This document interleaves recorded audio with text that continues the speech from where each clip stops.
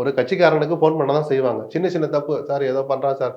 ஏதோ no parking நிறுத்திட்டா sir, fine போட்டீங்களா? அது சின்ன சின்ன விஷயங்களுக்கு வட்டச் செயலாளர், பொதுச் செயலாளர் எல்லாரும் ஃபோன் பண்ணுவாங்க. பண்ணணும். அப்பதான் கட்சியை வளர்க்க முடியும். கட்சிக்காரனை காப்பாத்துறதுக்கு தான் பொறுப்புல இருக்கிறவங்க இருக்காங்க.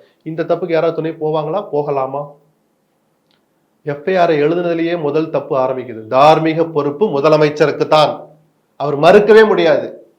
இப்ப வேந்தர் என்கிற முறையில இத்தனை ட்விட்டு போறாருல, வேந்தர் என்கிற முறையில் அண்ணா பல்கலைக்கழகத்தில் நடந்த குற்றச்செயல்களுக்கு, அந்த சம்பவத்துக்கு நான் தார்மீக பொறுப்பேற்கிறேன்னு ஒரு வார்த்தை கவர்னர் போட்டுதானே அவர் நேர்மையாளர் நான் பாராட்டியிருப்பேன்.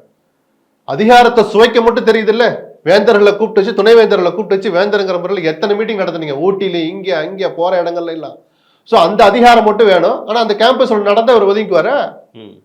அவர் அப்படி போட்டிருந்தாருன்னா, ஆனால் சட்டம் ஒழுங்குக்கு பொறுப்பாக இருக்கிற முதலமைச்சரும் இதுக்கு பொறுப்பேற்கணும்னு சொல்லியிருந்தா ஸ்டாலின் தலை குனிஞ்சிருப்பாரு வெக்கப்பட்டுக்கிட்டே. அந்த அருமையான வாய்ப்பை கவர்னர் தவற விட்டார்ல. தார்மீக பொறுப்பேற்கிறதுக்கு கூட உங்களுக்கு மனசு இல்லைன்னா அப்புறம் எதுக்கு சார் உங்களுக்கு இந்த பதவி?